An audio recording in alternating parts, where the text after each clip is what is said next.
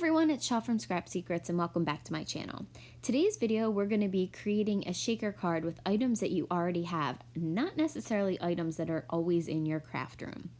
So here are some of the supplies that we're going to be using. I have some random dies that were on my magnetic board, as well as this stamp set from MFT. I'm using my Stamp Perfect platform to stamp out the image because we're going to have to stamp it a couple times. I'm using the magnets to hold the piece of white cardstock into place, and I believe it is 3 1/4 by 4 1/4. I'm going to be using some VersaFine black ink to stamp the image down. Well, the reason that I've decided to do this card today is I was reading through comments the other day and somebody had said that they wanted to do a shaker, but they thought they had to buy special products. So this is one of 2 videos. I already filmed the second one, but that one is actually going to be going up for the new Halloween series on ways that you can use your existing products to make shaker cards. So this one is using some random dies that I have. Now, I've stamped out the image, and then we are going to put the little star in the middle. I thought it just needed a little bit something extra. So this is kind of like the chip that you put on when they call the numbers. So I stamped it out in Crackling Campfire Distress Oxide, and now I'm going to show you what I'm going to be making the shaker pieces out of. So you saw the first 2 pieces of cardstock have a color on the back. The second 2 don't. So I thought that if the shaker pieces get turned around inside the shaker card, you're just going to see white. And I didn't really want that, but I do want to use some of my pattern paper up. So what's great about this is that you can use Distress Oxide, Distress ink, dye inks, any inks, markers that you have, paint even, and add some color to the back of your pattern paper or cardstock, and it will give it a second color. That way, if the image or whatever you're using for your shaker pieces flips over, you're still going to have a color associated with it. So I used fossilized amber, and then this is ripe persimmon on the back of this.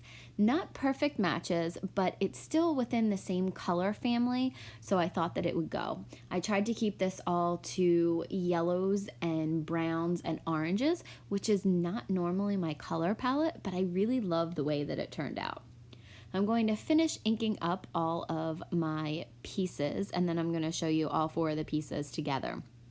So the one thing I would recommend is letting that Distress Oxide dry before you run it through your machine, because it did get some of it onto my foam pad or my plates. So not a huge deal, I can wipe it off.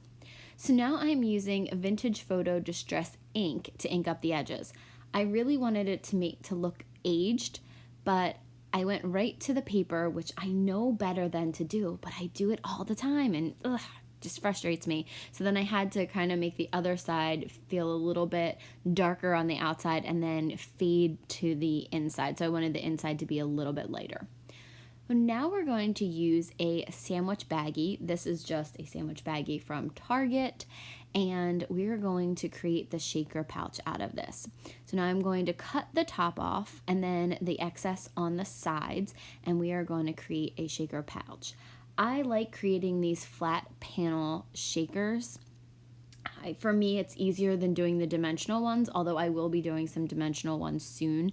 I am getting something, and I'm going to show you guys what it was. I ordered some stuff off Amazon, and I am going to be creating my own powder tool. So thanks to my friend Marie for the suggestions, but I will be doing that. So I will be doing some of the dimensional videos, dimensional shaker videos.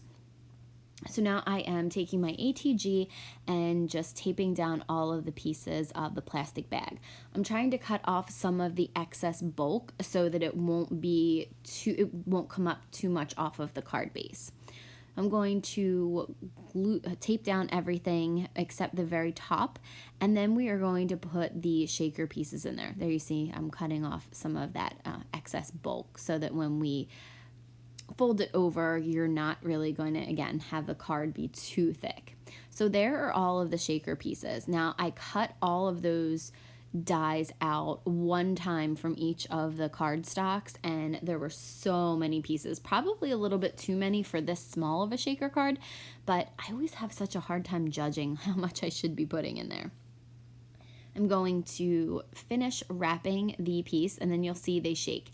Now, because there's so much in there, it doesn't shake as well as the dimensional shaker cards, and you'll notice that pieces kind of get a little clumped in areas, but I'm okay with it. So now I'm taking a piece of that striped cardstock that I also used for cutting out the pieces, gluing that down to the card base, and this card base was a pre-made one, and it was 4 by 5.5. So I did a 1/4 of an inch smaller than, or I'm sorry, 1/8 of an inch smaller than the card base, and I'm just using my ATG to glue all that down. So another way that you can use your supplies, using pattern paper, using small dies that you already have, go through die sets. I'm sure that there are hearts and stars and all kinds of random shapes that you could possibly use for shaker pieces. So get creative, and you can create a shaker card with items that you already have in your house, including sandwich baggies. So they're my new favorite way to create shaker cards. Now we're just going to stamp down the happy birthday with the Right Persimmon Distress Oxide to match the color that we did on the back of one of the pieces of cardstock. I'm just going to ink that up. When you ink up Distress Oxide for a sentiment, when you stamp with it, or an image or whatever you're going to do whenever you stamp with it, just be really careful. Don't press it too hard. If you press it too hard, I find that it kind of distorts the image. So I stamped it down a couple of times, and once I was happy with the results, the card is now finished. I hope this video encourages you to create a shaker card with things other than sequins, using some small dies that you have in your stash. And don't forget, I have another way to create a shaker card without sequins coming up really soon in our Halloween series videos.